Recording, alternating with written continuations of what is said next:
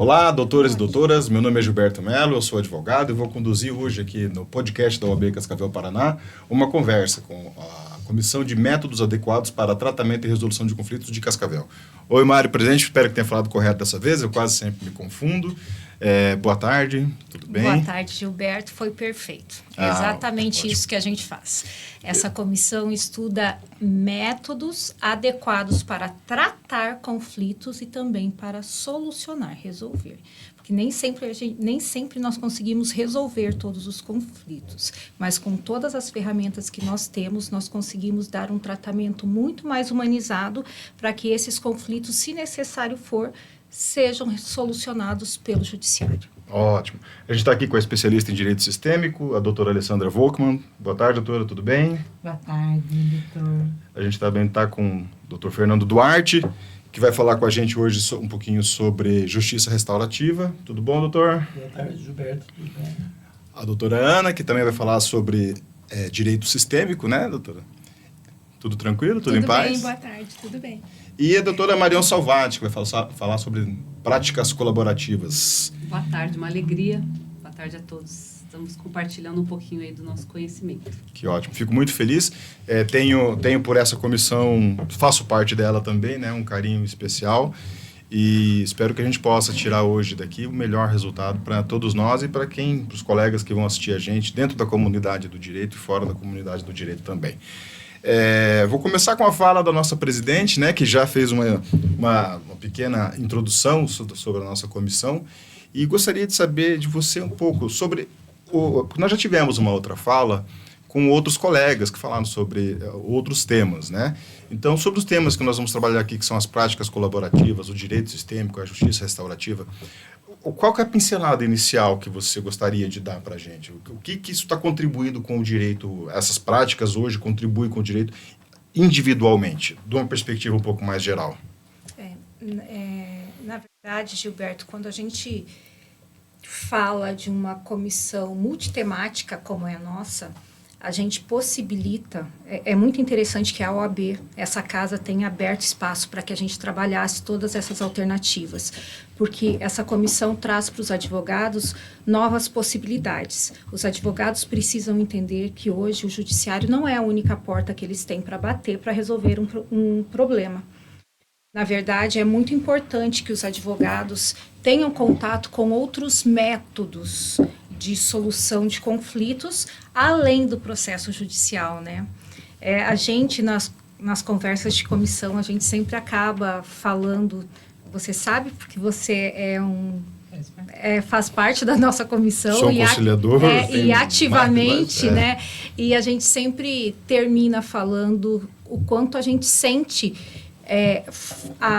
pela falha, o quanto a gente sofre pela falha do currículo acadêmico mesmo, por não inserir e não dar a importância a essas matérias que elas têm no dia a dia e na prática jurídica, né? Porque os advogados, eles são formados para resolver conflitos, eles não são formados para cuidar de processos. E quando a academia der essa devida intenção, a gente vai ter um mundo jurídico, sabe, muito mais satisfatório. Nós vamos ter soluções de mais qualidade e, claro, profissionais mais felizes e com uma qualidade de vida maior. É importante também a gente frisar que a advocacia é a atividade que mais adoece o profissional, né? Eu estava vendo uma pesquisa ontem, eu não vou lembrar da fonte, mas era uma reportagem que saiu ontem, falando sobre as mazelas de saúde ocasionadas aos profissionais do direito. Na verdade, não só os advogados, mas também os consultores jurídicos, os juízes, os promotores, os servidores públicos. E por quê? A comunidade ligada ao direito. A comunidade, todos os atores jurídicos. E por que isso? Porque a gente se sobrecarrega. A gente não aprendeu a lidar com conflito, que é uma coisa natural em qualquer civilização, né? Que é uma coisa natural e necessária para o andamento das sociedades, para o aprimoramento de toda a comunidade. A gente não aprendeu a lidar com isso da forma natural como ela deve ser lidada. E a justiça restaurativa traz isso. As práticas colaborativas trazem uma forma diferente também, mais humanizada, um pouco mais requintada, sabe, um pouco mais sofisticada de lidar com questões familiares. Foi um método desenvolvido especificamente para questões familiares e hoje já está sendo estendido para as questões empresariais, tá? O direito sistêmico vê o conflito de uma forma muito natural e consegue trabalhar no judiciário como um braço do judiciário que vê além das questões jurídicas. Na verdade, todas as matérias estudadas pela nossa comissão, elas têm um foco na pacificação social. Além das questões jurídicas, olhar para as questões sociológicas, olhar para as questões pessoais, para as questões sistêmicas. E quando eu falo assim, questões sistêmicas, não ligadas direto ao direito sistêmico, mas ligadas ao sistema universal que une todas as pessoas, as questões políticas, as questões regionais, geográficas, econômicas, questões de gênero. Então, são possibilidades de trabalhar todas as espécies de conflitos, fora do processo judicializado, em procedimentos mais humanizados, mais personalizados e mais adequados. Me parece que fica muito próximo de você identificar qual é a doença e aplicar à doença o tratamento mais correto. E a gente tem uma série de ferramentas aí nesse espectro que auxiliam e deveriam auxiliar ainda mais nessa pacificação da sociedade. Quando a gente lê direito penal, pacificação da sociedade a partir da pena, né, dos delitos e das penas e pacificação social, a partir do castigo, a gente esquece de tratar a doença que está em cada um de nós, né? E assim sendo, eu vou começar conversando com a Alessandra sobre um tema que eu conheço muito pouco, a gente teve mais próximo, né? Até tem material leitor emprestado dela, que eu estou para devolver.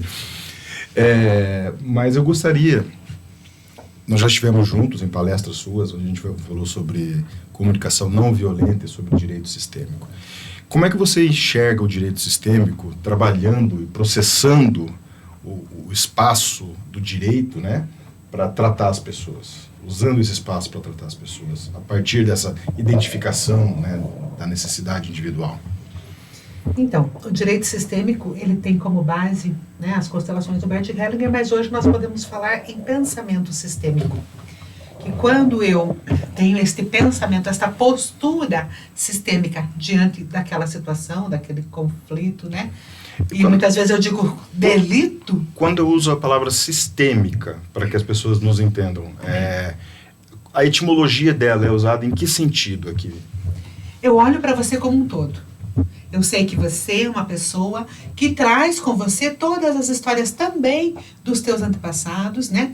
Porque se eu falo dentro do meu... Qual que é o meu primeiro sistema? Meu primeiro sistema é o sistema familiar. Mas eu faço parte de inúmeros sistemas. Tem uma pesquisadora argentina que diz que nós fazemos parte de até 20 sistemas. Então, eu tenho o meu sistema, né, familiar, eu tenho o meu sistema do trabalho, eu tenho o meu sistema de amizades, eu tenho o sistema político, eu tenho o sistema religioso, eu tenho todos esses sistemas que influenciam como eu sou. Né? Dependendo aonde eu estou, eu pertenço àquele sistema ou não pertenço. Eu brinco sempre, eu enquanto advogada, se eu for fazer uma audiência, for bem bonitinha, de salto alto, de roupinha bonitinha de advogado, eu pertenço ao sistema. Mas, se eu for fazer uma audiência com brinco de pena assim, cheio de badulaque, todo mundo vai me olhar e vai dizer, esse advogado, sei não, já não vou ter credibilidade, já não vou pertencer àquele sistema. Então, o ser humano, ele pertence a vários sistemas, e eu estou identificado com cada um. Né? Em algum momento eu estou identificado nesse sistema. Então, quando eu falo de pensamento sistêmico, de direito sistêmico, né? Então quem quiser saber mais, aqui não é o momento da gente falar sobre, né, a origem dele, mas a origem da palavra é isso. O sistêmico é olhar para você como um todo, fazendo parte do sistema no qual você está inserido. Chega alguém para mim e diz assim, doutora, eu preciso fazer uma ação de cobrança. Tenho dívida, todo mundo me deve. Tá, ok. Isso, né, eu posso olhar para ele como fazendo parte do sistema familiar dele. Da onde que vem todas essas dívidas? Da onde que vem toda essa história? Né? Será que isso está relacionado? Como era lá atrás? Como era com os seus pais? Da onde que vem isso? Pode chegar alguém e dizer para mim, ai, doutora, eu não sei o que acontece, eu trato meus funcionários tudo bem e tal, e eu sempre faço tudo o que eles querem, tenho um ambiente excelente de trabalho, mas os funcionários entram com uma ação na justiça. Toda vez sai. Por quê? Porque aí, dentro do meu sistema, lá na empresa que eu estou trabalhando, eu inverto a ordem, eu saio do meu lugar de patrão e funcionário e entro no papel de pai e filho. Né? Então, eu tenho vários sistemas que ocasionam aquela lide. Né? O que está acontecendo por trás disso? E quando muito mais profundo, né? Muito mais profundo. E quando você traz este pensamento sistêmico, essa visão sistêmica, né, que eu trago como base a lei do pertencimento, da ordem e do equilíbrio entre o dar e o receber, quando eu olho para isso com clareza, e a pessoa que está, né, que trouxe essa situação, também entende de onde que vem aquele conflito, então eu posso resolver. A hora que né, porque o pensamento sistêmico, o direito sistêmico, ele é uma expansão de consciência. Então, quando eu consigo entender o porquê daquela atitude, porquê daquela situação, eu consigo mudar o meu comportamento. E a partir daí, fazer diferente. E muitas vezes não se faz necessário nem adentrar com uma ação na justiça. Então, se eu pudesse fazer uma, não sei se o termo resumo, não é isso, mas uma definição, o direito sistêmico está para o sistema judiciário, de que forma? O que o sistema judiciário enxerga no direito sistêmico? O direito sistêmico está para o sistema judiciário quando eu, operador do direito, advogado, promotor, juiz, olho para o outro, para a pessoa que está ali com aquela lida, com aquela situação, e enxergo ele como uma pessoa integral. Essa situação que ele me trouxe tem uma raiz mais profunda. Então, quando eu, operador do direito, olho para esta pessoa daquela forma e que posso trazer esta consciência sistêmica, né, à tona, e a pessoa entende isso, ela pode mudar a sua atitude. Mudando a sua atitude, eu não tenho reincidência, está resolvido o problema. Acabou-se. Né? Muitas vezes o processo não precisa mais nem seguir. É um sistema mais de cura do que de resolução de conflito a partir de um eventual castigo. Né? E eu, enquanto operador do direito, enquanto advogado, também, quando o cliente vem para mim e que eu olho para ele, sem me envolver nas dores dele, né? Porque a gente, como advogado, faz o quê? Não, me dá aqui esse processo. Não, realmente você... Nossa senhora, você coitado, você foi injustiçado, você não sei o quê.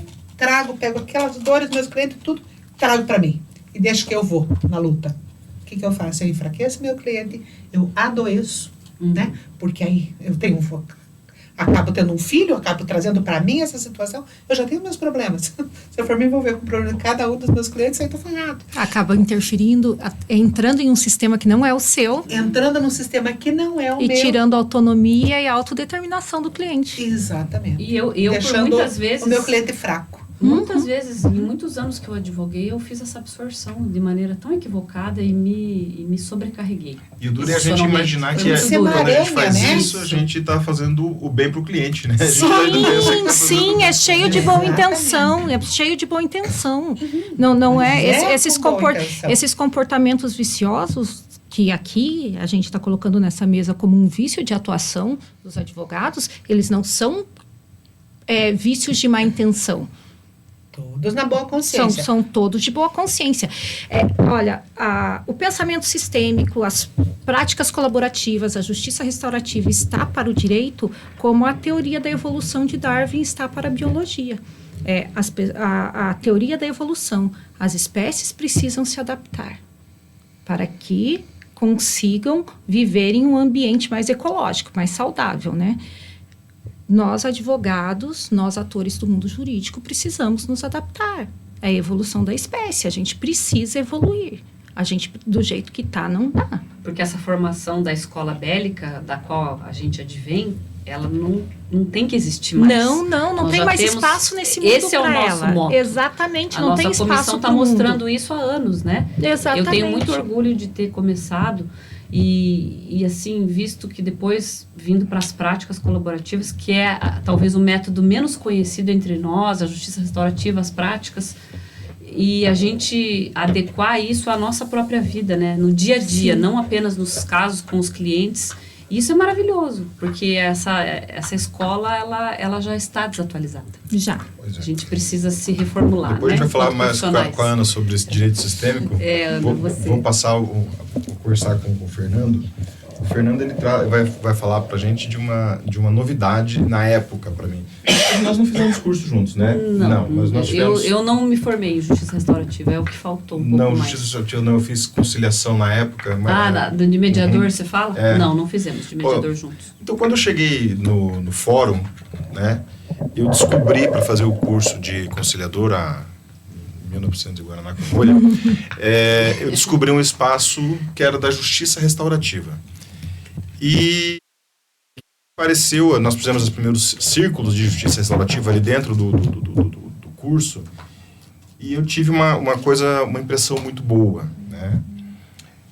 Contudo, eu não sei o que é justiça restaurativa. As pessoas, em geral, quando se fala em justiça restaurativa, ela tem uma ideia, ela tem uma percepção.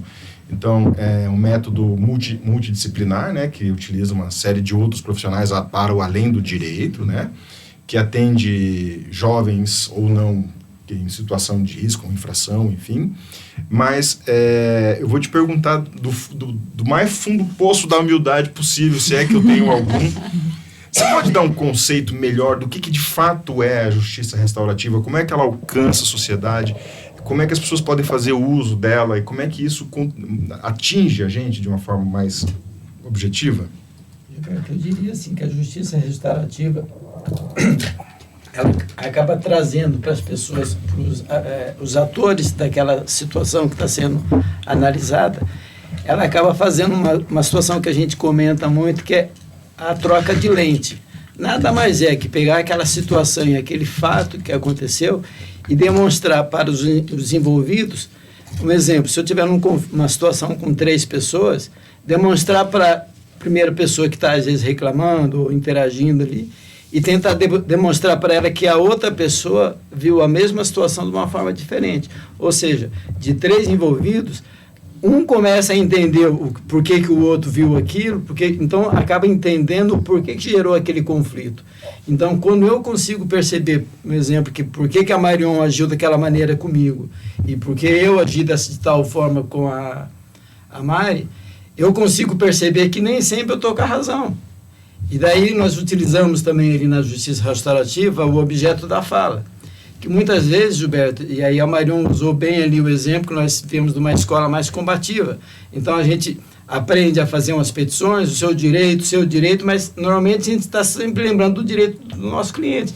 A gente esquece que está em conflito com um direito. E a justiça restaurativa traz um pouco mais para diálogo, principalmente ali no ambiente familiar, que é a troca de lentes.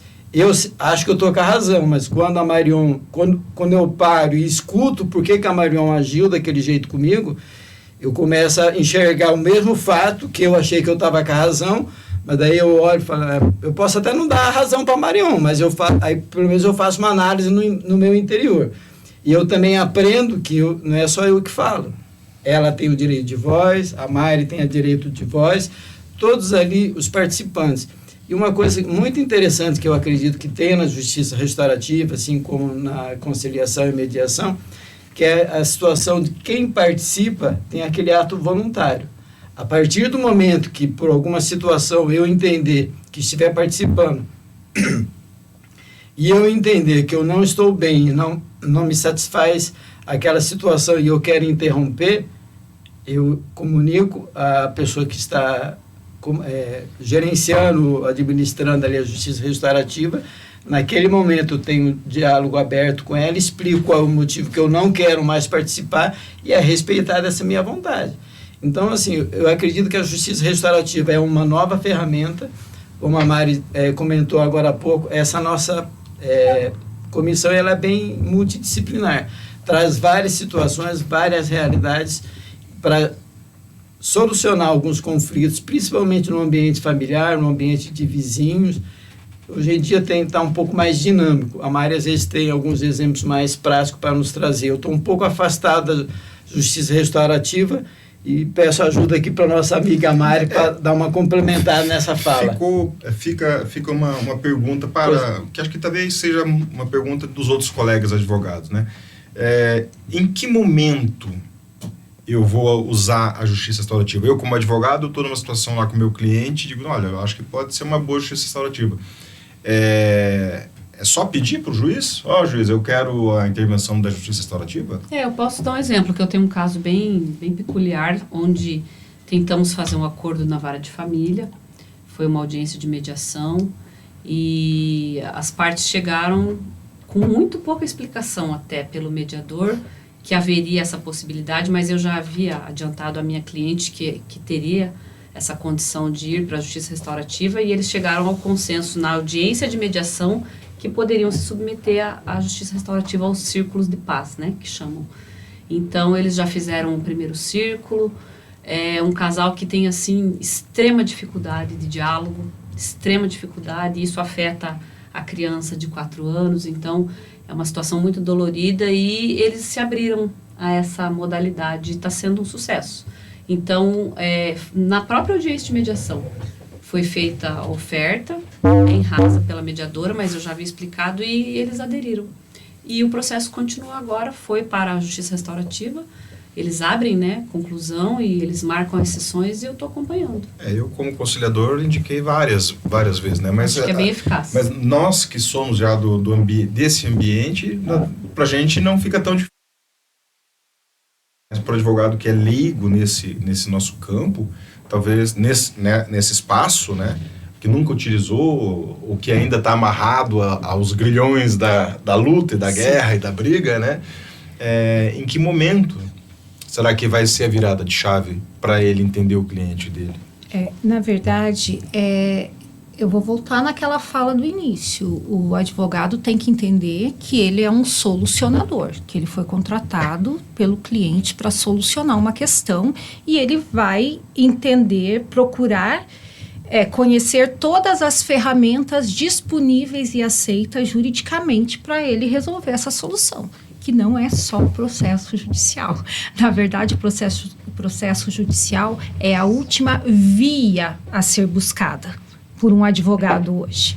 A gente sabe disso. Tem mais condições, aí sim. Quando a mediação não der certo, quando as práticas colaborativas não conseguirem, quando a justiça restaurativa não der conta, quando o pensamento sistêmico não conseguir, solucionar a questão por inteiro, quando dentro do seu escritório você, enquanto advogado, não conseguir, quando procurando uma câmara privada você não conseguir, aí sim você, advogado, busca o judiciário. Porque a partir do momento que a gente faz uso de todo esse caminho de solução que nós temos, muita coisa vai sendo resolvida, e resolvida de uma forma muito mais eficaz. E se a gente deixar para o judiciário, para ele resolver só o que nada der conta, nós vamos ter um judiciário maravilhoso. Eu vou dar um dado aqui que arrepia até os cabelos do pé. A cada 5 segundos, uma nova ação é protocolada no judiciário brasileiro. Isso é humanamente impossível. O judiciário brasileiro, se você for procurar a justiça em números, é um dos judiciários que mais entrega soluções no mundo. É o judiciário mais ativo. Porém, nós temos uma população que se acostumou a delegar tudo para o judiciário e não resolve mais as questões básicas da vida. A gente tem casais que até ontem estavam casados, hoje rompem o vínculo matrimonial, sabem o quanto ganham, sabem da necessidade dos filhos, sabem das necessidades do casal e determinam que o juiz ali o quanto o pai vai pagar, sabem da rotina de trabalho de cada um e querem que o juiz determine quem vai ficar com o filho, quando, que dia, que horário. Mas isso é se eximir da autorresponsabilidade. Exatamente, Você é uma também vai questão falar um pouco sobre cultural. isso. É. Cultural, né? Autorresponsabilidade, né? E isso gente? tudo, essa autorresponsabilidade, ela é trazida para as partes nas práticas. A Ana O protagonismo. a Ana fez um curso intensivo esse ano de justiça restaurativa aplicada em questões escolares, onde ensina, quando a gente fala questões escolares, desde a pré-escola até a academia, para que os estudantes tenham essa consciência de resolução de conflitos desde o início, desde o básico, sabe? Para que eles sejam também submetidos a essas práticas e a comunicação não violenta, né, Ana? Sim. Na verdade, agora, a gente está desbravando ainda é um movimento que não é tão antigo assim, se a gente for colocar. A nossa própria Constituição acabou de completar 35 anos. Então, assim, essas práticas até que elas vieram rápido para o Brasil. O Brasil conseguiu colocar isso justamente porque a gente tem... A visão que nós temos de um judiciário lento, na verdade, ele é um judiciário sobrecarregado.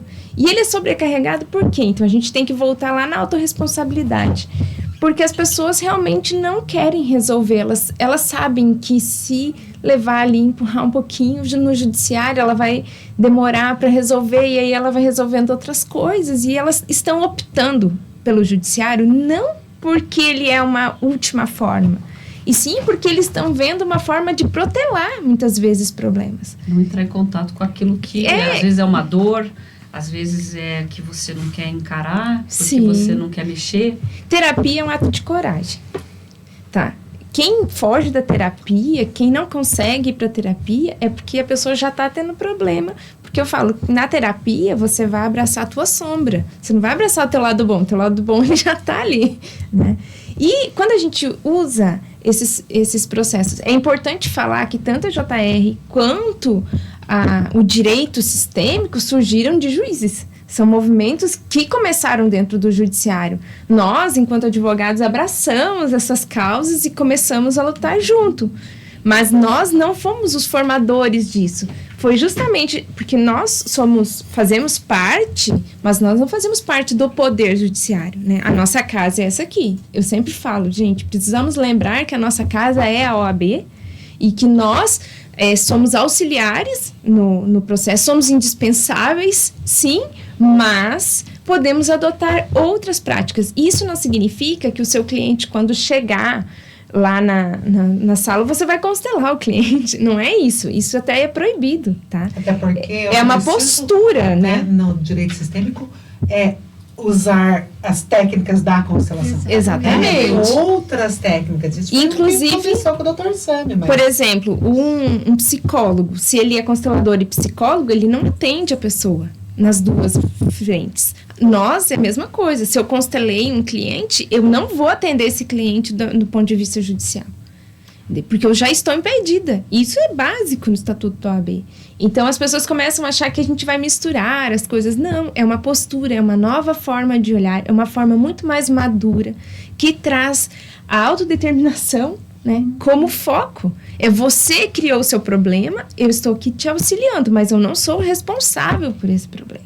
Isso é muito importante deixar claro, porque é uma também das causas de adoecimento dos advogados. Porque os advogados começam, você imagina, quando você está com 10 ações, você tem 10 problemas seus, né? Problemas que não são seus, que você abraçou. Mas se você tiver a postura sistêmica, você tende a adoecer infinitamente menos. Você consegue dar conta de muito mais, atender muito mais clientes. Por quê? Porque você tem essa postura de que é uma questão. E muitas vezes, eu gosto de duas figuras que são muito temidas, né? Que é o agressor e o justiceiro. Eu falo que a gente tem que falar do agressor e do justiceiro. Por quê? O agressor, primeiro, né, nas práticas de JR, quando a gente vai olhar, se ele nem se reconhece no local de agressor, porque culturalmente, socialmente, ele não está desperto para isso, como que ele vai trazer alguma mudança? Então, não adianta a gente ter uma lei, por exemplo, Maria da Penha maravilhosa, que não olha para o agressor. Ah, mas a gente vai esquecer da vítima? Não, não é sobre isso que nós estamos falando. Nós estamos falando que a gente precisa mostrar para o agressor que ele está nesse lugar de agressor e que muitas vezes ele sequer acha. Porque ele viu o pai fazendo, o vô fazendo, o tio fazendo, ele olha ao entorno, ele se reconhece naquele lugar. Porque tem uma questão cultural e social gigante. Me parece que a agressão, no fim, acaba sendo uma espécie de sintoma da doença. Exatamente. Né? A doença está lá no agressor. Esse é o pensamento sistêmico. E a psicanálise vem falar exatamente disso, de um sintoma. Eu vi muita necessidade em ampliar aquilo que eu estava fazendo, porque eu me vi numa janela que estava entreaberta. Eu precisava dar mais espaço, dar mais luz para aquilo ali, e comecei a estudar psicanálise. E vou fazer minha formação em psicanálise, porque eu estou tendo necessidade para atender melhor essas pessoas sob essa visão, não apenas já com o que aprendi com o direito sistêmico, com as práticas, e como é bom não termos tantas ferramentas para ampliar o nosso conhecimento. Até porque para o além, até porque para o além da gente abraçar o nosso cliente, comprar a briga dele, adoecer junto com ele, né? Para o além disso, a gente traz para a gente a doença da outra pessoa, né? Nos adoece também, e a gente não ajuda a resolver. Muitas vezes a gente ajuda a insuflar naquela pessoa o ódio que ela tem contra a outra e manter ela numa lide que às vezes pode ser solucionada a partir de uma visão um pouco mais amorosa, eu acho, que do outro ser humano, né? Assim, se colocar no lugar do outro, né? Sim, se colocar, mas também, tirando aqui, mas o que acontece? Por que eu me inflo? Por que eu trago para mim aquilo? Porque no meu sistema também tem. Você faz uma transferência. Uma conta de transferência. É o justiceiro. Eu sei quem que eu sou, eu sou o justiceiro, exatamente. E eu sei quem eu sou. Eu já olhei para mim, para as minhas dores, porque primeiro eu, depois você, né? Eu olhei para as minhas dores, eu me conheço, eu sei, né? Dói olhar para a sombra, dói. Não é fácil. Mas quando eu olho e eu me reconheço e eu entendo, opa, peraí, eu não preciso trazer isso tudo para mim. Né? Pode ser mais, aí então posso utilizar todas essas práticas, né? A gente tem um jurista maravilhoso, que é o Técio Sampaio Ferraz Júnior, e ele tem uma fala que eu acho perfeita e cabe muito aqui para a nossa conversa, que o judiciário, a linha entre a justiça e a vingança, ela é muito tênue. Muito tênue. Isso é motivo de livro, isso aí é motivo, inclusive. Exatamente, é muito tênue. E quando a gente está doído, quando a gente está ferido, ou quando eu ou os meus estão feridos, estão em sofrimento, a gente tende a buscar mais a vingança do que a justiça. Então, muitas vezes o judiciário, ele é acionado como um ato de vingança, e não como um ato de justiça. E isso que a Ana falou, a gente precisa fazer com que o autor de violência, com que o agressor entenda o papel dele, com que a vítima entenda o papel dela também e não se eternize no papel da vítima. Saiba que todos esses papéis são transitórios, tá? Tanto o papel do agressor quanto o papel de vítima, eles não são, eles estão. E todas essas práticas, elas mostram isso. Elas trazem essa consciência, elas amadurecem as partes sobre a relação, a importância delas no conflito. O que elas fizeram? Qual foi a ação ou a omissão delas para que aquele conflito chegasse naquele ponto? E também separar aquela pessoa do que ela fez. Exatamente. Quando eu passei pelo meu processo de divórcio, para não alienar os meus filhos, eu tive exatamente essa consciência. Eu vou separar aquela pessoa do que ela fez. Né, com todas as raivas que eu tinha, que o meu divórcio também foi um pouco desrespeitoso naquilo que eu também contribuí para o caos, porque a gente também tem as nossas falhas. Não é porque eu era uma advogada, mediadora, sempre fui da paz, que no meu processo eu também sempre agi assim. Pelo contrário. Porque doía. Porque doía, é uma dor. Então, qual é a sua colaboração? Eu costumo dizer, qual é a sua contribuição para o caos? E separar o agente do que ele fez, o agressor, o ato vítima, da pessoa. O ato da pessoa. Olha, a Marion trouxe um exemplo prático da separação dela. Eu atendi um senhor. A comissão vai participar ano que vem de grupos reflexivos. né, para autores de violência da Maria da Penha. E num desses grupos reflexivos que eu fui acompanhar, tinha um senhorzinho que ele estava não era a 7ª vez, era o 7º relacionamento dele que acabava por violência doméstica, tá? E aí, depois que acabou a reunião lá, tomando café, batendo papo, ele veio conversar comigo. A gente conversando, ele falou assim, doutora, fulana e fulana, eu entendo, eu errei mesmo, eu me arrependo, tá? Ele já estava no processo de conscientização, porém alienado em relação ao papel dele. Fulana e fulana, eu entendo, realmente eu era, sabe, eu errei, eu me arrependo, eu tento refazer, eu sei que é difícil, mas fulana nem devia ter entrado com medida protetiva, eu nem bati nela, eu só empurrei ela e segurei ela na parede. Só empurrei. Você entendeu? Ele vem de um meio tão agressivo e o meu olhar não foi de julgamento, foi de acolhimento. Eu ouvi, tentei entender o máximo o contexto, sabe, em que ele estava inserido. Aí ele era contumaz aquilo. E ele falava assim, ele veio de um meio tão violento, assim, tão agressivo, de um lar tão doentio, tão disfuncional, que empurrar na parede, gritar, segurar no pescoço, não é uma agressão, Gilberto. Para ele não era. Bater, tudo bem, naquela eu errei. Mas aquela ali eu não bati não, só empurrei e segurei ela e gritei com ela. Eu quero deixar uma coisa... Olha só, como é que a gente faz essa pessoa entender? Com um processo judicial, você vai fazer essa pessoa entender que ela está errada. Sim, É impossível. Por isso a gente tem o pensamento sistêmico, por isso a gente tem as práticas colaborativas, por isso a gente tem a mediação, por isso a gente tem a justiça restaurativa. Nesse ponto, eu preciso pontuar, preciso colocar um ponto na tua fala. Sim. Porque alguém vai dizer ou vai pensar que nós estamos descolados da realidade do mundo. Né? Que a gente não está lá no bairro, que a gente não está lá nas comunidades, nas periferias, nos lugares mais onde as violências acontecem, né? O pessoal que realmente tem necessidades maiores. Muito pelo contrário, essa comissão está lá, é lá que a gente está. Tá tratando essas pessoas desde o princípio, educando, conversando, amparando e acolhendo. Esta comissão não está dentro dos seus escritórios, ou dos seus consultórios, ou qualquer que seja a prática que a gente faça aqui, ou lá dentro do Sejusc, lá no fórum. Eu sou bem ousada em dizer, eu acho que a nossa comissão é uma das comissões que mais trabalha na OAB. Então, chamaram, nós vamos, né?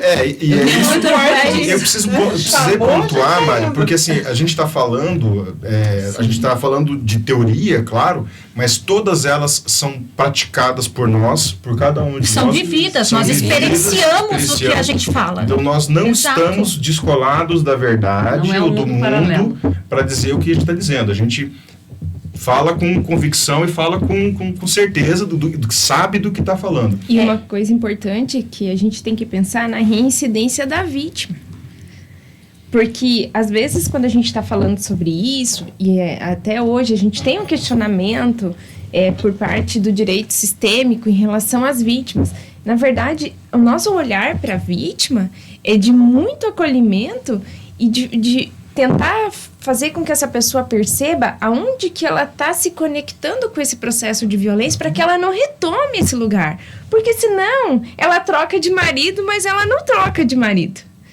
Ele troca de esposa, mas ela só troca endereço, literalmente. Porque a agressão, ela é tão naturalizada ainda. E é isso que as pessoas, às vezes, têm dificuldade de perceber.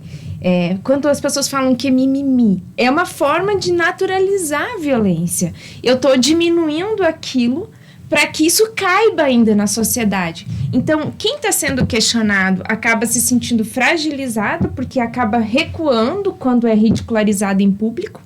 Né? Então, quem tem uma fala e se sente naquele ambiente ao qual ele pertence, ou nos vários ambientes aos quais ele pertence, ele se sente ridicularizado e muitas vezes dá um passo atrás. Por quê? Porque existe uma tentativa de manter a agressividade dentro do nosso convívio. E isso é uma questão cultural, uma questão social, e por isso que a gente se disponibiliza em escolas, trabalhar com adolescentes, por isso que a gente se disponibiliza em falar com idosos, por isso que nós vamos em ambientes empresariais. Nos CRAS. Sim, aonde chamam a gente está disponível, porque a gente entende que é uma questão cultural, né? E eu tenho, assim, sempre uma fala bem pontual, porque a gente ainda está pobremente olhando para agressão física. Isso é pobre. Reducionista. É muito pobre. A gente tem que usar, desculpe usar um termo assim, mas é pobre mesmo, é uma pobreza. A gente está falando ainda em violência doméstica do ponto de vista de agressão física. Nós precisamos, eu tenho uma fala constante, eu falo, os relacionamentos ainda estão num ambiente muito pobre. Por quê? Uma pessoa que tem um olhar mais acolhedor, ela ainda gera um incômodo na sociedade, um desconforto. Ainda é vista como um bajulador, né? Porque a gente tem que desconstruir muita coisa interna para a gente conseguir levar isso. Então, se esse senhor, o exemplo da Mari mesmo, que a Mari colocou, quando que ele vai entender que gritar é uma violência? Hoje existem estudos no sentido de que uma criança, e isso é neurociência falando, quando ela ouve grito, é a mesma coisa que bater. Não tem diferença. Mas eu não bati na criança. Como que essa criança, por exemplo, então vamos lá pro ECA, né? Ela vai se perceber respeitada se o ambiente dela é esse, se isso é naturalizado, a agressão é naturalizada na violência, a base da violência é a base educacional dela. Então, quando você chega nos ambientes e você questiona, normalmente você que está incomodando um processo social que tende a estar enraizado. E quando você começa a questionar sobre essa violência, as pessoas começam a olhar tipo, como assim? Isso nem existe. Isso é porque a pessoa é assim. Então, começa a excluir a fala daquele que está questionando essa postura agressiva. Então, isso ainda é muito pobre em termos de cultura. A gente verifica esse tipo de comportamento em vários setores, né? Como no racismo, na xenofobia e por aí vai, né? Na misoginia. E a gente diminui a fala do outro que está se sentindo incomodado para a gente tentar elevar ou trazer para o nível mais baixo da discussão, né? E eu, só pegando aquela tua fala, voltando no que você falou, do quanto essa comissão é ativa, do quanto a gente vai nos fundos de vale, no quanto a gente não se importa com o local doa, onde a gente tem, o quanto a gente se doa. Eu lanço aqui um desafio. O colega que duvidar que qualquer das práticas dessa comissão funciona, vem fazer experimento, vem fazer uma vivência com a gente. A gente tem inúmeros projetos para 2024, já em andamento. Com certeza essa comissão virou uma referência. A gente o DPEM vem atrás quando precisa de alguma coisa, a Secretaria de Ensino vem atrás, a Secretaria de Ação Social vem atrás, as ONGs procuram as entidades privadas procuram a comissão para fazer. Eu preciso de uma solução para isso, eu preciso tal coisa, eu preciso ensinar isso. Vocês podem vir. A gente nunca fala não.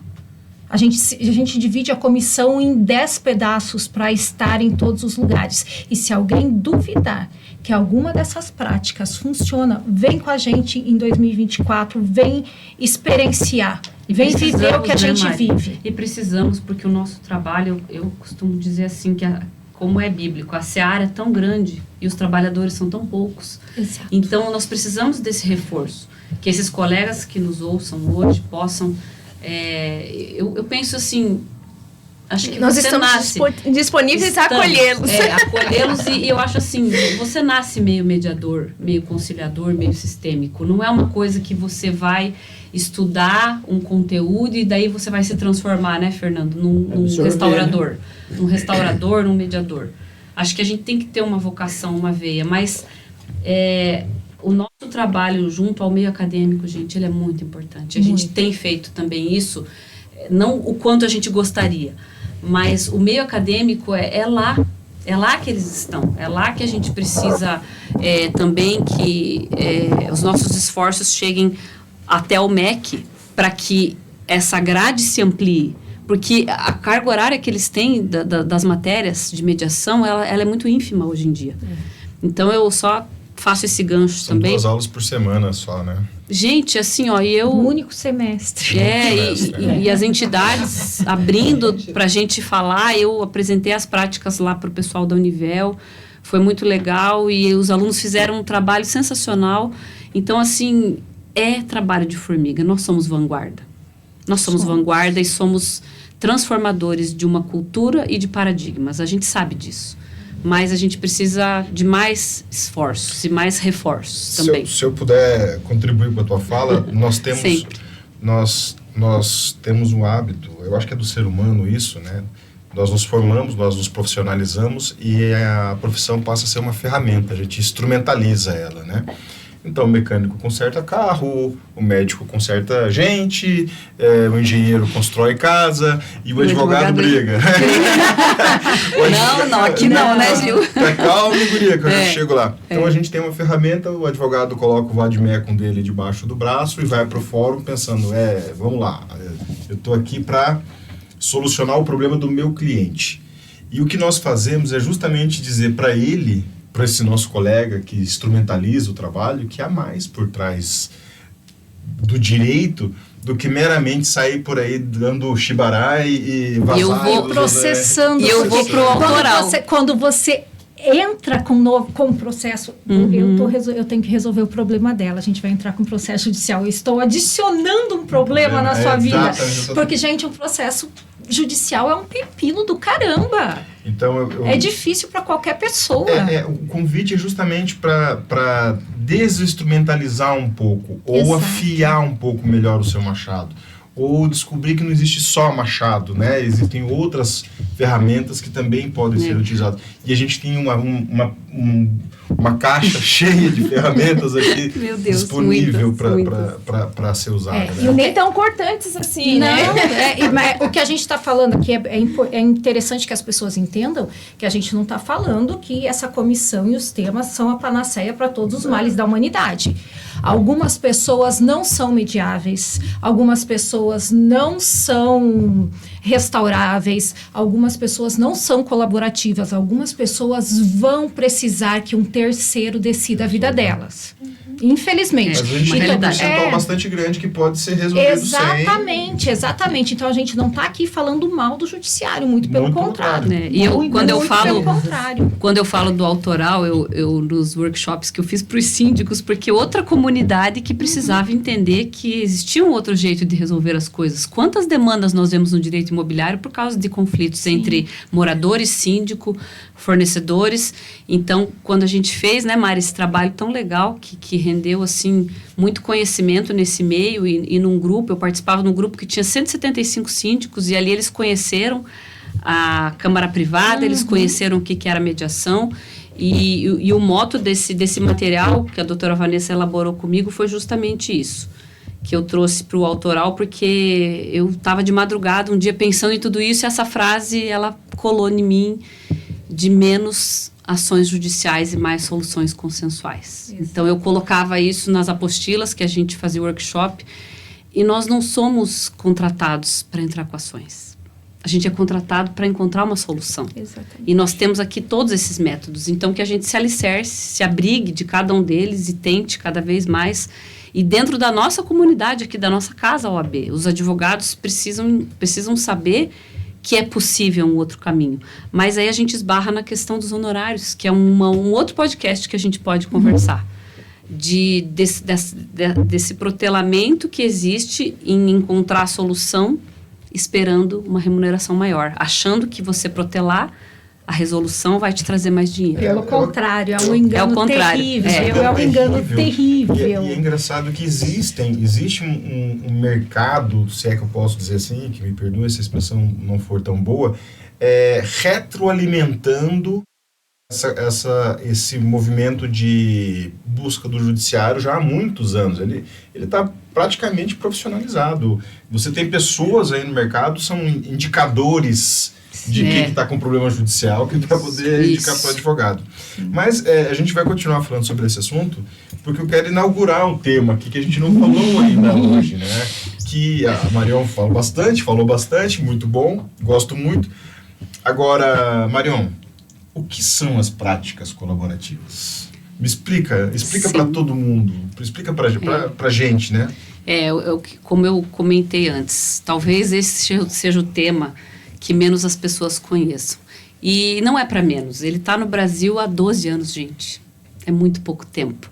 Então, os americanos já fazem isso desde 1990. E quando eu trouxe aqui para o Paraná, eu fui a primeira advogada colaborativa do interior do Paraná. Tenho muito orgulho porque eu fiz minha formação lá em 2018. E depois a Mari abraçou a ideia, né? Aqui em Cascavel foi a segunda colaborativa e tiveram outros em Toledo, temos colegas também. Então, é uma prática muito nova, esse método autocompositivo, que ele tem essa multidisciplinariedade, que ele vem junto, claro, para mais conflitos familiares, mas ele também está ampliando.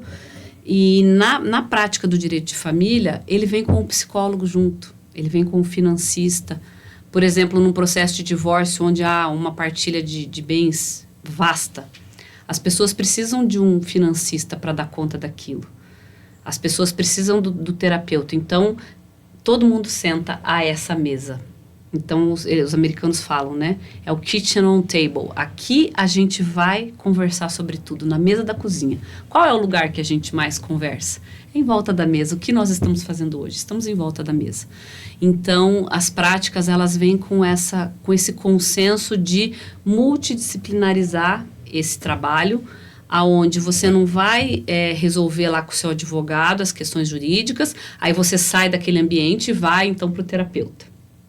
Por exemplo, o casal vai fazer lá a terapia, que está tentando uma reconciliação no casamento ou não, e muitas vezes até o divórcio chega a não acontecer, porque a parte psicológica, emocional, sistêmica é tratada também.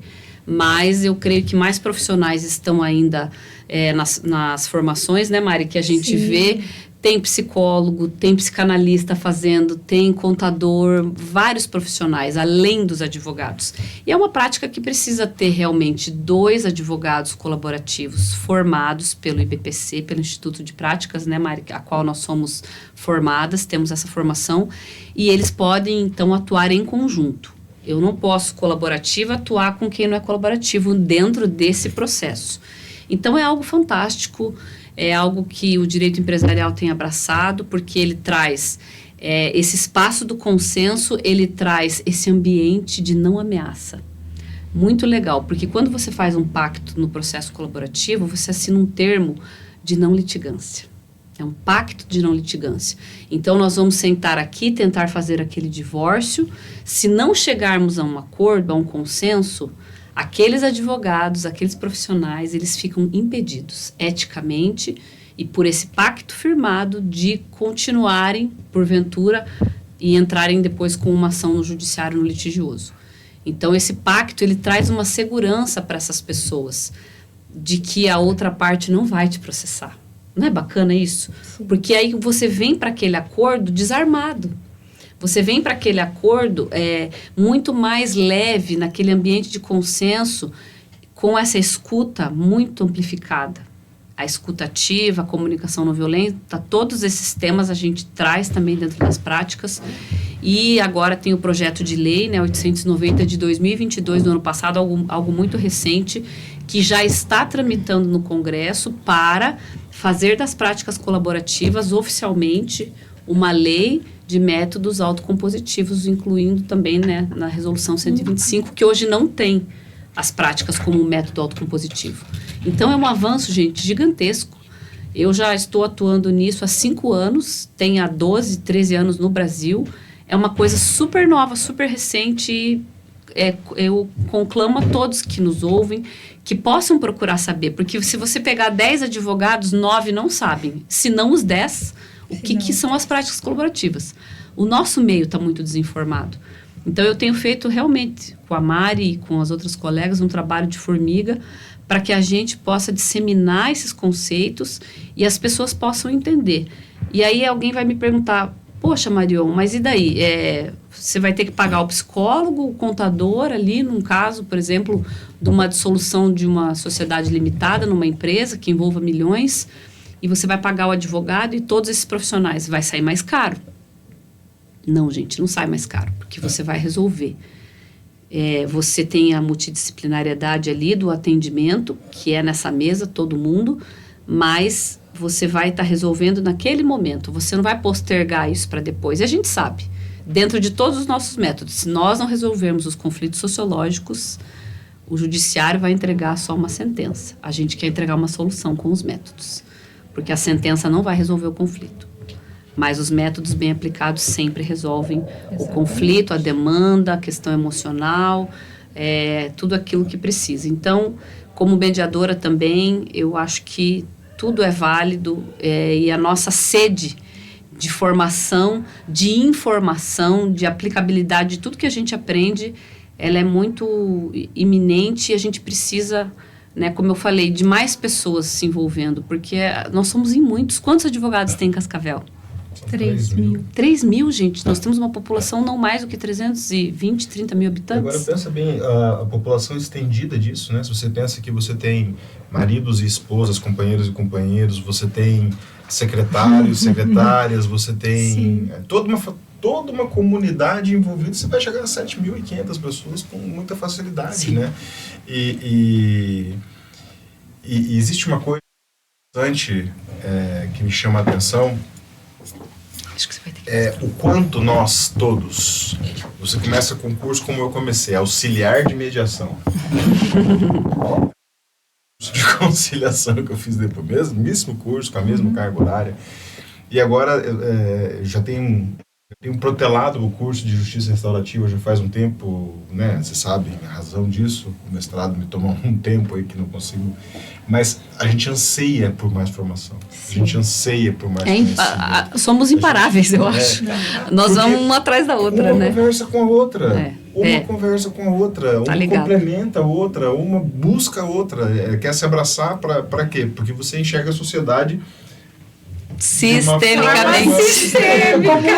Voltamos ao início, né, Ali? Voltamos ao início. E aí, todo mundo abraçado parece que facilita essa soma de técnicas e de conhecimento e de informação. Aí você vê, na fala da Marion ali, Gilberto, você tem noção que coisa mais linda ser uma advogada colaborativa? Essa palavra já chama, né? Colaboração. Leveza, Fer. Qual a sua formação, gente? Ter no currículo um certificado que eu sou associada ao Instituto Brasileiro de Práticas Colaborativas, gente, é demais. Eu amo isso. Você já imaginou você sentar assim para tratar de uma separação? E aí vira o psicólogo da criança e fala assim, mas doutores, veja bem, eu vou emitir um laudo aqui para vocês verem. Em tempo real, tudo acontecendo ali. Tudo acontecendo. É fantástico. Olha só, essa criança precisa mais da presença paterna. Vejam bem, doutores, deem uma atenção para isso. E os pais ali junto, estão ali olhando. Olha só, se as questões forem divididas, se as finanças forem divididas assim, você consegue investir nisso, você tem um perfil investidor disso, você vai ser prejudicada, se você quer isso, mas você vai ser prejudicada nesse aspecto, porque o que você quer de bens físicos, materiais, né, bens materializados, não vai ter a rentabilidade do que ele vai ter. Você já imaginou o que é você trabalhar entregando esse tipo de solução? E outra coisa, gente, essa mulher, esse marido precisam dar uma atenção especial para a saúde mental deles. Ou iniciou-se uma doença, precisamos tratar. O prazo ali, todo mundo de acordo, fica como está, sem prejuízo, sem cobrança, até que você se restabeleça fisicamente, mentalmente, para que todas as decisões sejam saudáveis. E olha só, Mari, não querendo andar atrás do próprio rabo, mas eu sempre vejo, e me chama muito a atenção, a gente aqui oferece soluções, a gente está conversando sobre solução, sobre solução, sobre solução. Inerentemente, a nossa natureza de advogado é solução. Exato. Se eu vou ficar olhando só para o meu problema, eu não vou nunca atrás da minha solução. Mas quando a gente olha para casais que se separaram, por exemplo, lá no começo da lei do divórcio, nos anos 70, depois nos anos 80, depois nos anos 90, depois nos anos 2000, como essas famílias se desfizeram e se refizeram, os arranjos que se aconteceram, e o preconceito com pessoas desquitadas, né? Os desquites, né? Malu mulher, enfim, aquela coisa, preconceito forte e pesado, quanta gente sofreu, e eu vou usar o termo mulher, porque é verdade, quantas mulheres não refizeram as suas vidas. Você lembra de uma época, a gente tinha uma lei que a mulher não importava na separação, mesmo que se ela ficasse viúva, ela não podia administrar mais de 3 bens. A gente passou por esse momento histórico quando no a gente Brasil. estava estudando, ainda tinha No mulher Brasil. honesta. Mulher Sim. honesta. Não começa a fazer conta que daí nós vamos entregar a É idade. porque ele saiu ontem, né? Ele é realmente um termo muito recente que No não pode... 16, né? Pois é, nós temos uma colega que Sim. reiteradamente está no mesmo canal de televisão e falando sobre tudo, né? Ela é uma especialista em absolutamente tudo. Mas hoje ela falou uma verdade, né? Se você não quiser... E é uma verdade comum, já deveria ser comum para a maioria das pessoas que estão no processo de separação. Não tem necessidade do outro concordar com a separação. Uma vez que um não quer mais estar casado, basta dizer, juiz, não quero mais continuar casado. Direitos potestativos. Exatamente, juiz, não quero... Agora, o que eu só não concordo e que, infelizmente, a gente está chegando nesse dilema é a dispensabilidade que as leis estão dando à nossa presença enquanto advogados. Né? Onde cartórios vão fazendo as coisas, não precisa mais da gente lá no judiciário às vezes. Então, temos que tomar muito cuidado com isso, porque a inteligência artificial já é uma realidade que está nos consumindo. Para nós que somos criadores de ideias, de conteúdo, de técnicas aqui, estudamos e também aplicamos no dia a dia. Então, é muito importante estarmos atentos para isso e ver que a nossa presença, em todos os casos, sempre ela vai ser importante. Porque o advogado, ele protege, ele dá segurança jurídica para as relações, mesmo nessas nossas compositivas. A nossa figura, a nossa presença, nós que estudamos, conhecemos a lei, nós temos que estar envolvidos nisso diretamente. Exatamente. Pois é, Maria, isso que você fala conecta com o que eu havia falado antes sobre a questão da gente instrumentalizar o direito. O direito instrumentalizado, isso quer dizer, você tem uma regra que 1 mais 1 é igual a 2, ela pode ser facilmente aplicada por qualquer robô. Mas na medida em que a gente avança e vai entendendo a partir do direito, né, humanizado de fato, Isso. aí você tem que afastar. Aí você se torna insubstituível.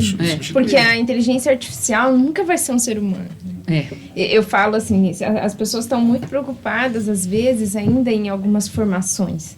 E eu falo, tá, e o teu desenvolvimento humano? Porque tudo, né, eu vi, essa semana saiu, você estava preocupado em saber o Excel, né? O Excel vai ser autoalimentado pela inteligência artificial. Só que... Já existe essa ferramenta, né? Não, mas ela vai ser disponibilizada, ela ainda não foi disponibilizada para todos, né? Tem um processo ali ainda, em português e tudo. Então, assim, você fala, mas eu sei fazer conta. A conta, muita coisa que eu sei fazer ali o processo judicial. Sim, mas isso aí, o próprio ministro do STF já está contratando. Sim. Isso está sendo contratado pelo STF. Na hora que o Corujinha entrar em vigor, a coisa vai...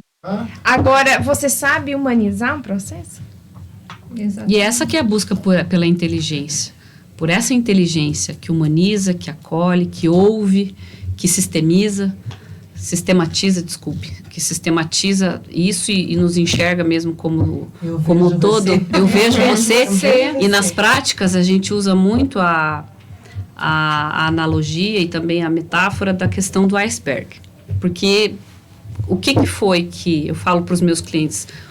Tá, você tá com esse problema lá no teu casamento, mas o que foi que fez o Titanic afundar? Não foi o que eles viram por cima. O Titanic não bateu na crosta de gelo que estava na superfície. Isso. Foi lá embaixo. É o que não se vê. É o que não tá se vê. cobertado. É o que está cobertado, dessa profundeza que a JR traz, né, Fer? Desse se colocar, tirar os meus óculos, coloque, A troca de lentes. troca, aprofunda. Então, quando eu me envolvi com as práticas, isso me apaixonou, porque eu primeiro me envolvi com as práticas, depois eu fui ser mediadora, depois eu fui estudar comunicação não violenta e agora eu estou na psicanálise.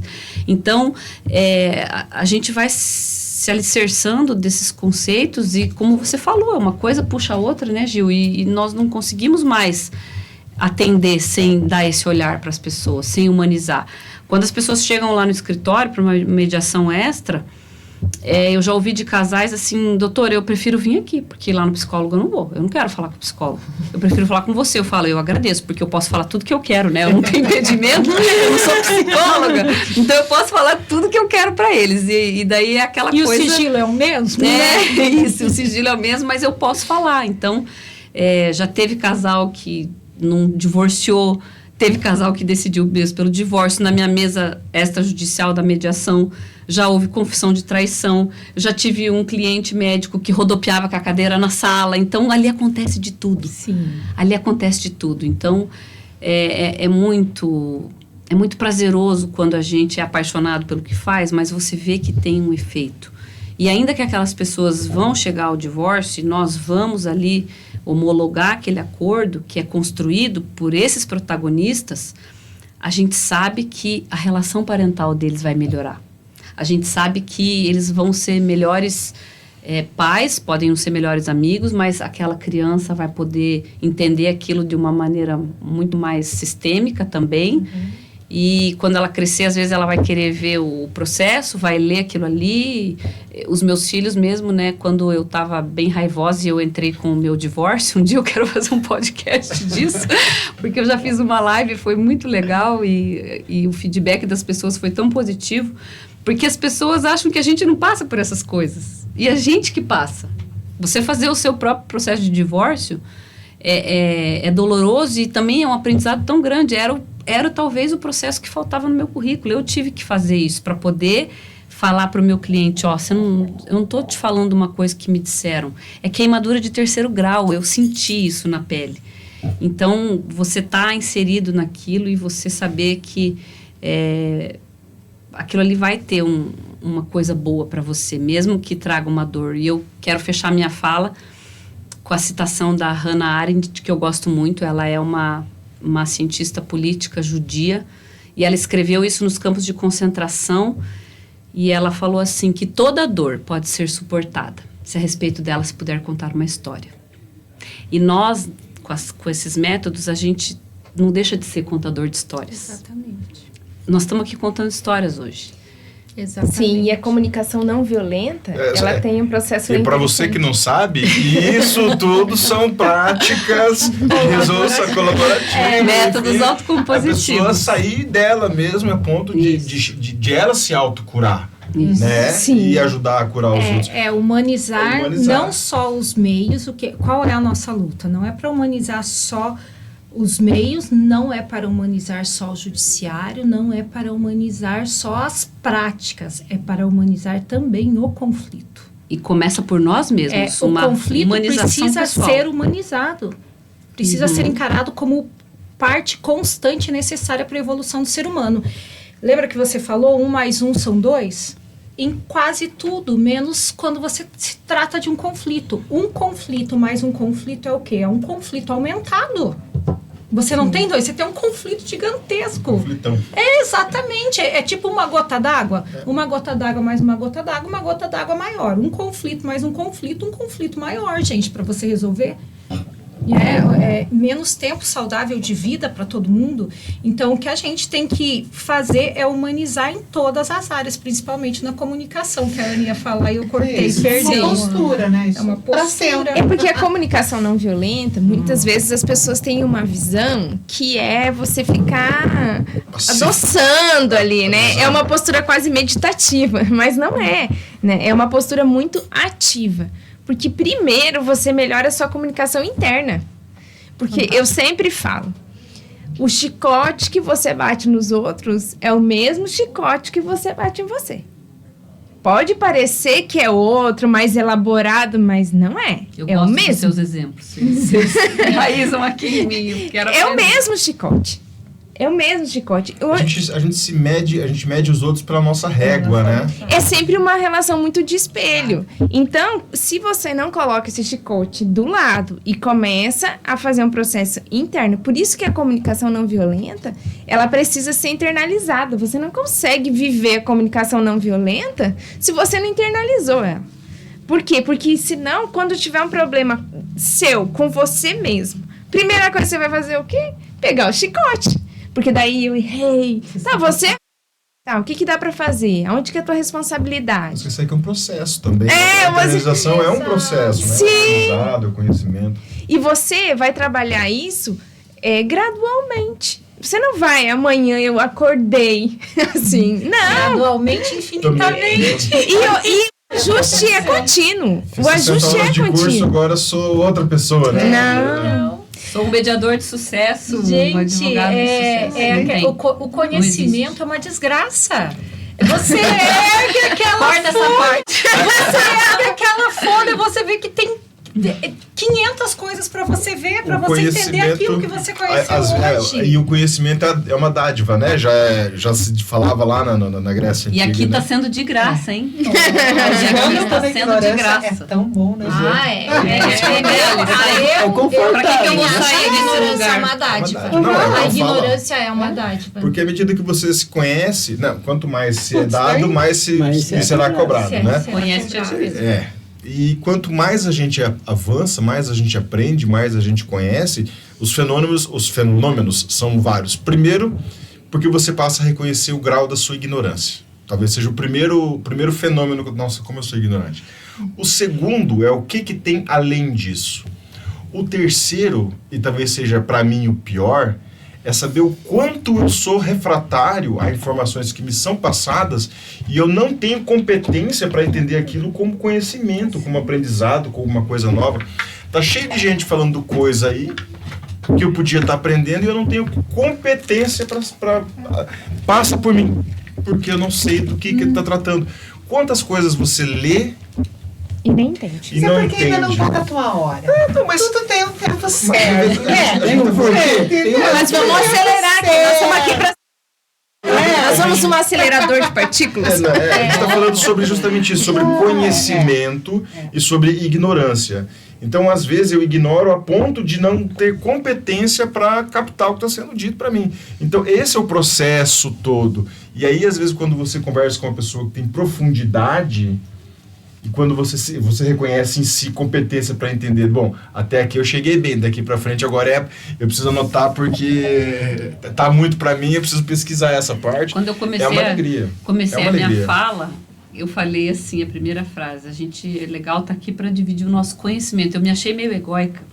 Eu falei, por que eu falei isso? Mas é justamente isso, né? Soma o que você está trazendo, a tua É partilha. o pouquinho que a gente Somos pode teu, somos despertar teu. no outro. Somos teu e se eu fosse um advogado fora dessa comissão, eu viria correndo para cá. Então venham porque nós somos alegres, nós amamos o que a gente faz. Sabe que... A gente chora, a gente se desespera às vezes. Faz a terapia na reunião. Rola terapia Na última também. reunião, você infelizmente não participou, Sim. a Mária falou sobre o VARA. Né? Que é varar. Contem. Vai, Gilberto. Então, ele é um jurista argentino, tá? Que trouxe que durante o regime militar lá nos anos 70 veio para o Brasil, depois dos anos 80, né? Veio para o Brasil, para o sul do Brasil, ali em Santa Maria, região de Santa Maria, exilado da Argentina, fugindo. Né? E ele trouxe as práticas, o que seria o germe das práticas autocompositivas de uma maneira pensada muito especificamente. Dizem que era um homem muito difícil, de trato complicado, mas que tratava as relações humanas a partir do acolhimento, da amorosidade e tudo mais. Direito fraterno, lembram? Estudamos. Direito fraterno. Direito fraterno. É método, né? Quando as pessoas falam assim, é muito difícil lidar. Uma pessoa metódica. Ele tinha método. Ele tinha Tinha método. método. Metódico. E ele queria que... Ele dizendo, eu estou te ensinando o caminho desse jeito. Vai desse jeito que vai dar certo. Confia no método. Eu falo pra vocês, confia no método. E o exemplo daquilo que eu quis dar é o seguinte, ela falou, você citou uma série de referências e falou do Vará. E eu assisti 2 horas de palestra sobre ele, e eu não conhecia. Se você fala, era mais o nome que tinha passado, e não tinha feito, eu não tinha gancho para pegar. Quando ela falou... E aí eu fui pesquisar, na época, as casas varatianas, onde é que tem, onde é que não tem, um pouquinho, legal, na medida do tempo, da possibilidade e tal, e eu tenho vontade de conhecer muito melhor, porque todos os profissionais que eu conheci, lá no Rio, lá onde estava lá no Congresso, todos, sem exceção também do Rio Grande do Sul e Santa Catarina, todos, professores lá em Santa Maria, professores da Unijuí, né, no Rio Grande do Sul, também lá em perto de Porto Alegre ali, o próprio, enfim, outros juristas que são famosos e importantes para a gente aqui na nossa região, que eu não vou citar nomes agora, mas que trabalham a base do nosso direito aqui em Cascavel, né, nas universidades, todos eles têm um pezinho lá no Vará. Tem um pezinho no Vará. Eu nunca tinha ouvido falar Eu dele. também não. Eu fiz Legal. a minha especialização em Direito Sistêmico lá no Rio Grande do Sul. E eu fiz alguns módulos em Caxias do Sul, e na época o Leoberto Branquer estava lá, que era da Justiça Restaurativa, sim, que fez a Justiça para o século XXI. E eu já tinha participado de algumas palestras, alguns congressos com ele. Gente, Rio Grande do Sul, realmente, eles estão voando. As penas alternativas surgiram lá, né? Eles que fizeram esses movimentos então, iniciais. São esses pequenos detalhes que vão passando pela vida da gente, que essa ignorância não deixa, que a gente é refratário, né? Passa por... Se eu não tivesse estado lá, se alguém não tivesse me convidado porque eu queria assistir outra palestra, não, mas vamos lá, o cara foi, ele foi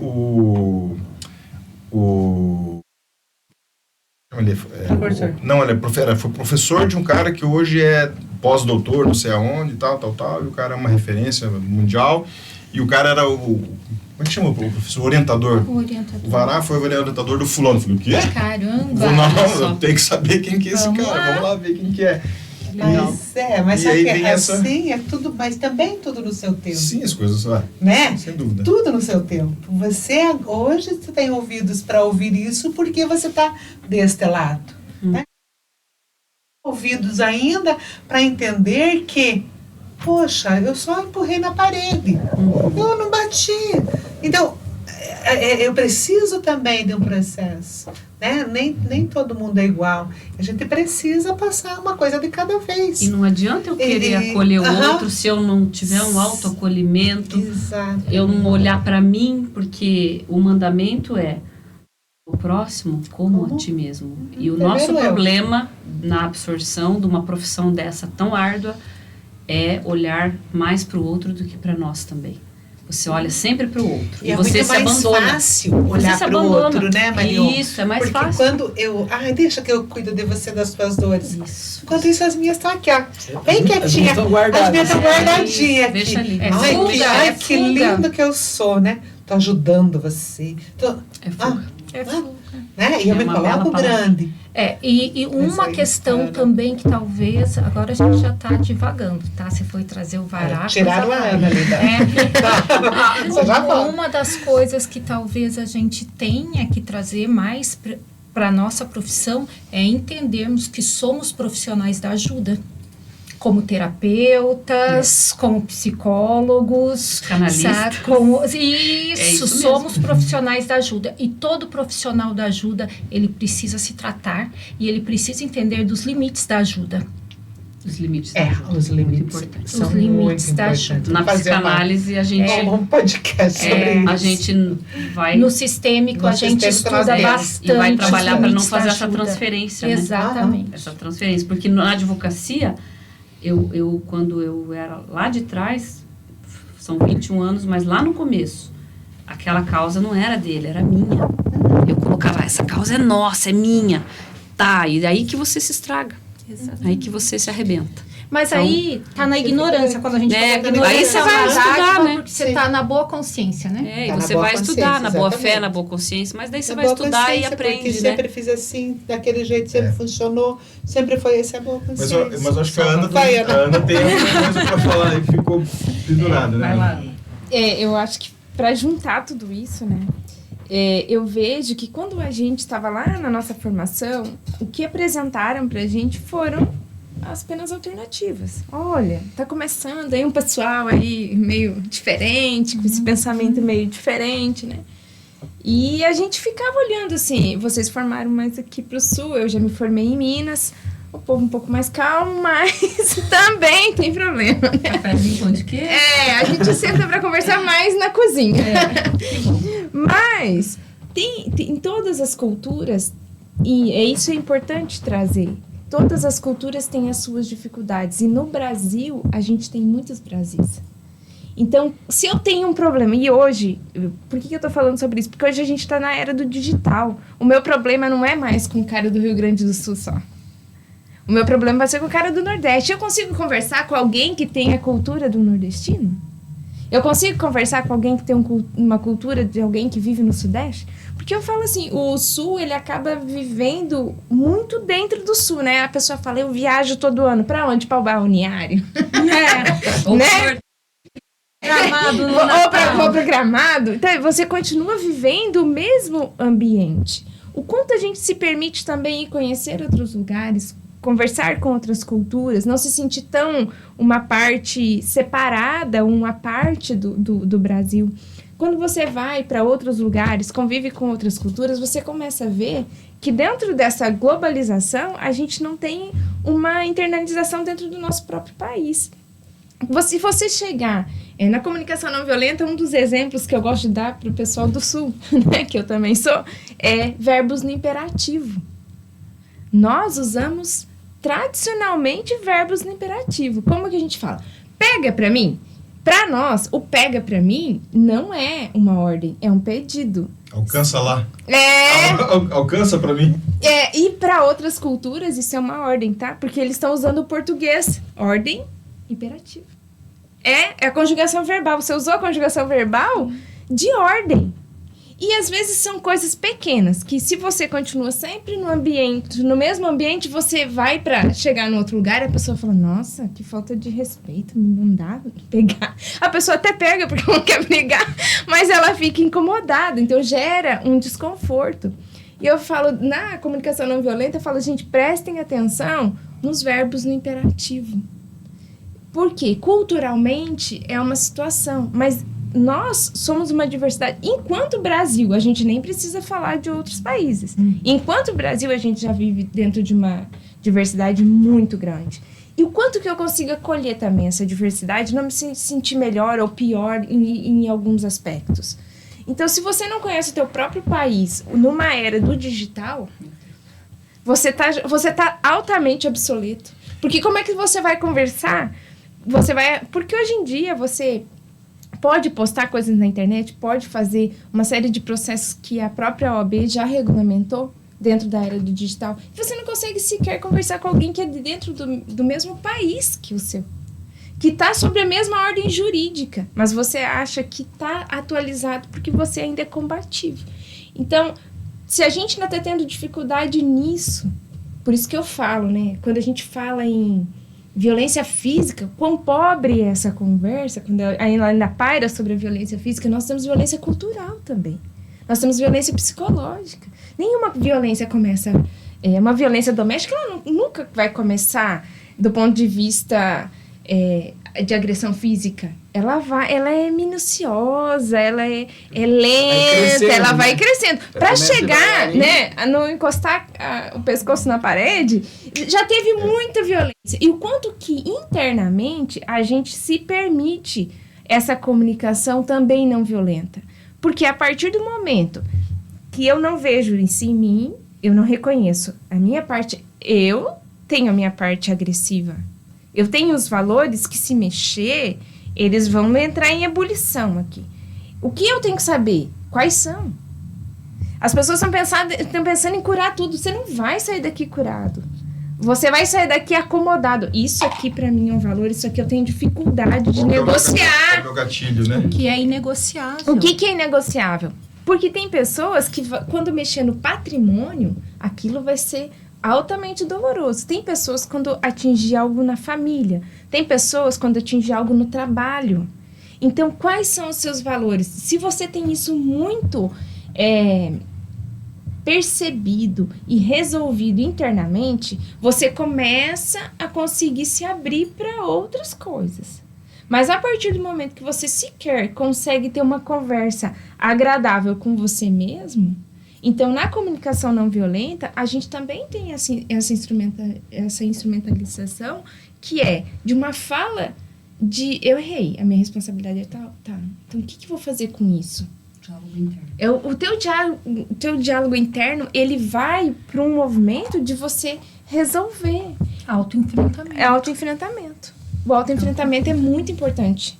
E quando você passa por essa conversa internamente, e eu falo, gente, eu tô dando esse exemplo, né, do verbo no imperativo, porque é para ficar didático mesmo, para eu poder me perceber. Mas quantas falas são normalizadas no nosso dia a dia como falas normais e que são agressivas? Eu vou precisar fazer um curso. Gente, tô precisando. Já estou Que eu já atualizada tô, depois de ouvir essa já- mestra aqui, ó. Eu tô só nos meus pilares lá, e tá faltando aí. E é incrível, E né? vão fazer cursos em outros lugares. É isso que eu ia dizer. Outras culturas, Às vezes, quando a gente é confrontado com outra cultura, é que a gente percebe o quanto lá dentro do nosso país a gente ainda não está pronto para o nosso, né? O Marião passou um tempo fora, Isso, importante. foi muito legal. Você Muito legal teve, isso. não sei, você é do Paraná mesmo e foi morar em Minas, ou você é de Minas e... Eu Conta sou, aí a tua história, porque eu fiquei curiosa. na verdade, Deixa eu fazer uma partezinha. Então, por isso que meu marido, que é do Rio, fala tanto em por favor, por favor. Eu digo, que tanto por favor? Não precisa tanto por favor? Você tá com a visão do sul e ele veio do No Sul. Sul, nós somos executores. O americano A gente nem é de desespera fazer. no telefone, né? Não, gente, o americano você não pode encostar nele. Tudo ele pede sorry.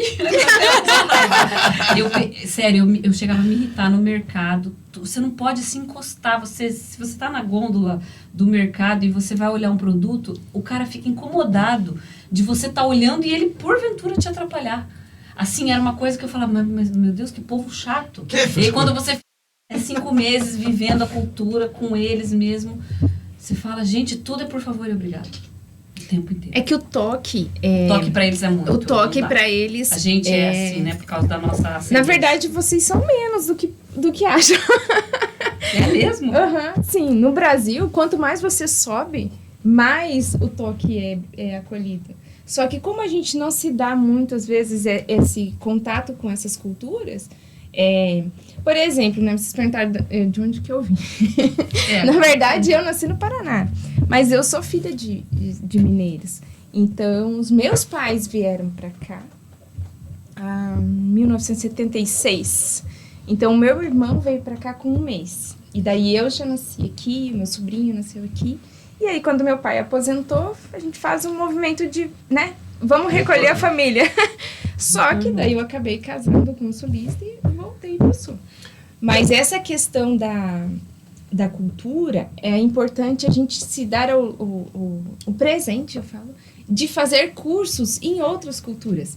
E não tô falando só dos nossos cursos, não, de qualquer curso. Eu fiz com o pessoal de Recife, depois a gente fez comunicação não violenta com Portugal. A gente Gente, fez com o pessoal de sensacional. Sobral. O que foi aquele curso com o pessoal de Sobral? Eu gosto muito, e é uma vida, eu posso dizer isso, uma vida inteira, de viver como os locais, né? Então, eu gosto de comer aonde o povo daquela região come, conversar com eles. Adoro comer na feira e na rua. Eu também.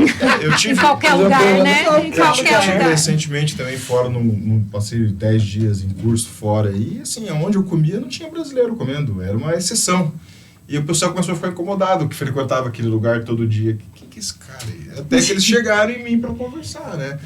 Então, e aí a partir daí você percebe essa situação, até você falou por favor, né? O por favor. Então, quando a pessoa ela quer dizer que não por isso, né, que seria o nosso não por isso, tá? Imagina que isso. Capaz. Pô, É o nosso capaz. É o nosso capaz. é o capaz. Bem capaz, né? Bem capaz. Capaz. E, Nem me agradeça, não tem porquê. pois é, eu acabei assimilando esse, por favor, como se fosse uma piada, mas é engraçado, né, as questões culturais e a gente observar o povo local, os dialetos, né, e eles mudam de bairro para bairro, Sim. dentro de qualquer lugar. Se você sair daqui e vai para outro bairro qualquer da cidade, e as questões culturais, a nossa humanidade precisa ser respeitada, a nossa individualidade também, como sulista, precisa ser respeitada. Mora em Curitiba, então você vai aprender um pouco mais. O melhor de Curitiba e o pior de Curitiba é a mesma coisa, são os curitibanos. Eu amo. Eu adoro No caso, Curitiba. Vai acho morar lá e fantástico. ficar sem o sol, você vai mudar de vida. Eu morei lá 6 meses, Marion. Eu morei 6 anos, não recomendo. É. É que falta o sol mesmo. A gente que é acostumado com o nosso clima aqui, mas acho que já divagamos bastante. Já, Pois não, é, eu eu até- gostaria, eu tenho melasma, É. ia fazer bem pra minha pele. É, morar em lá em Curitiba. Europeia, você ia ficar bem europeia. Então a gente tem um prazo, né, um horário. Então Vejo que o Diego já vamos lá. está se coçando lá na É, cadeira. tá. Então eu vou pedir para cada um deixar o que é típico, é meu, né, que deixe um pequeno recado sobre a sua área de trabalho, a sua situação, o que pensa para o futuro. Isso vai ficar guardado, né? E a gente tem uma perspectiva hoje do futuro e a gente espera olhar amanhã ou depois para essa fala da gente de hoje e dizer, nossa, eu tinha razão, ou nossa, como eu era tonto. Mas enfim, Sandra, começando por você. Então, eu sou apaixonada pelo pensamento sistêmico, né? É uma das minhas paixões. Eu trabalho com direito sistêmico desde janeiro de 17, fevereiro de 17, uma coisa assim. E, né, já era consteladora e hoje eu vejo né, esse pensamento sistêmico, como ele é, como é bom de você trabalhar, como é bom de você ver que quando você dá o apoio para a pessoa, que a pessoa consegue por ela enxergar e dizer, nossa, doutora, eu não sabia disso, eu não tinha visto isso. Uma palavra que você fala muda tudo. Para mim, eu vou continuar com o pensamento sistêmico, e agora, se tudo correr bem, vou fazer um curso de comunicação não violenta, né? E eu penso que este movimento só tende a ganhar força, né? Tudo aquilo que a gente foca aumenta, então nós focamos nisso, fazemos a nossa parte, então eu penso que isso vai melhorar em cada dia mais, vai ter outros métodos compositivos, autocompositivos aí, e que nós só somos humanos na nossa relação com o outro. Então é isso, né? A nossa humanidade pode ficar melhor e vai ficar, com toda certeza, porque todo ser humano é bom. Sim, gratidão. Obrigada, gratidão. Uma honra estar aqui. Sou apaixonada por essa comissão também. Eu acho que eu Obrigada. explorei pouco o Fernando. Vai, Fer. O Fernando ficou meio... Na verdade, eu Ele é gostaria o mais Junto sábio, com essa porque ele foi o que mulherada, né, mais ouviu. Na verdade, eu queria trazer um exemplo que eu escutei em sala de aula quando eu estava no meu 2º ano de faculdade. Eu tive um professor chamado Jorge Ledur. Eu tive ele. E ele dizia a seguinte frase, eu não tinha percepção para isso, que ele dizia assim, você tem que treinar os seus olhos, porque a solução está dentro de cada problema. Que nada mais é o que essa comissão faz, seja na área sistêmica, seja na área... A Ana comentou agora há pouco ali sobre a questão da sombra. Então, assim, quando você olhar para você mesmo, você identifica o problema. E eu gostaria de fazer um exemplo do que eu vi um dia, há pouco tempo atrás, ali de um juiz da área de família, que ele dizia assim, eu tinha 2 sentenças prontas, uma para quem ia ficar com o filho e a outra quem ia resolver outras situações. E aí eu olhava para aquele casal e falava assim, mas por que eu vou resolver? E aí ele fez 3 audiências e na terceira ele falou, a próxima vez que vocês voltarem aqui, se vocês não solucionarem, eu vou solucionar. E é interessante, Gilberto, a gente olhar que tem juízes que têm essa visão. E ele, como magistrado de família, ele fez 3 audiências para mostrar para o casal que eles poderiam resolver. E quando ele insistentemente demonstrou que ele não faz parte do casal, não é ele que vai gerenciar o filho, não é ele que vai gerenciar o patrimônio, que o próprio casal poderia resolver. Ele falou, se vocês não voltarem aqui na terceira ou quarta vez com isso resolvido entre vocês, eu mesmo vou solucionar. Eu quero fazer, comecei com o exemplo que eu peguei em sala e o professor dizia isso e hoje eu vejo isso na prática, que é o quê? A solução de cada problema está dentro dele mesmo, basta nós treinar os nossos olhos. E aí eu faço aquela comparação com o que eu falei no início da justiça restaurativa, que é a troca de lentes, porque eu estou no meu direito, eu acho que eu fiz certo. Como diz a Mário no exemplo, mas doutora, eu só segurei ela na parede. Na visão dele estava certo. A partir do momento que um desses métodos autocompositivos fez com que ele entendesse ou olhasse com a visão da outra parte, ele começou a entender que, de repente, ele vai um pouco de cada eu também, de cada pessoa, na verdade. Tem pessoas que vai identificar que pode mudar e tem pessoas que não vai mudar, não tem jeito. Mas seriam essas minhas palavras. Agradeço, Gilberto. Passar a palavra para o Marion. Eu dentro da colaboração, eu coloco algumas... Eu sou meio lacaniana agora que eu estou estudando psicanálise, eu não consigo me dissociar mais do Lacan. Mas o Lacan, ele tem essa coisa de pegar as palavras mesmo. Eu falo isso até às vezes com o meu sobrenome, salva-te, salva a ti. Não adianta você querer salvar o outro, salva a ti. Então, dentro da prática colaborativa, que é um dos meus assuntos, e da mediação, o que eu faço com essas palavras? Dentro da colaboração, eu posso colar, eu posso agir na ação e eu posso orar também. Porque eu não consigo tirar a espiritualidade daquilo que eu faço. Nunca. Não consigo. Então, sempre que eu estou num caso, sempre que eu estou resolvendo um conflito, eu estou nessa colaboração e essa coisa da ação, da oração, ela está sempre comigo. Desse introspecto. E dentro da mediação é mediar a dor, mediador. Nós mediamos as dores dos outros. Então, dentro disso, eu me considero um ser humano muito privilegiado. Pelo que Deus me concedeu, um pouquinho de conhecimento, um pouquinho, né, da inteligência, um pouquinho daquilo que os meus pais me deram, um pouquinho do que a vida me deu, do que vocês me dão todo dia nessa comissão. E é lindo fazer isso. Porque a gente se engrandece como ser humano. E eu só tenho mesmo, depois de tudo que aconteceu comigo, com as histórias que eu vivi, com os casos que eu atendi, eu só tenho que agradecer, porque faço, né, Mari, como você gosta da frase, do meu dever, o meu lazer. Então, graças a Deus por isso e pelas nossas vidas, no caminho da paz. Ótimo. Falei demais. Não falou, não. Os anais da OAB. Eu acho que o mais importante quando a gente vai falar aqui de pertencimento é primeiro a gente entender que aqui é a nossa casa. Eu muito relutei com isso. A OAB é a nossa casa. A OAB é a nossa casa. Aqui é a nossa casa. E eu acho que isso foi um dos maiores aprendizados que eu tive nesse sentido. De entender a importância dessa casa. Por muito tempo, eu não me via na OAB, eu me via dentro do judiciário. Até que um dia eu falei, não sou, né? Eu não faço parte do judiciário. Isso está muito bem escrito na lei, né? A gente que queria estender um pouquinho pra gente. E isso é importante, porque isso dá um lugar, assim, aonde que eu vou ter voz? Porque às vezes a pessoa está brigando por uma voz lá dentro do judiciário, querendo fazer parte do judiciário. Eu falo, não, mas você prestou concurso público?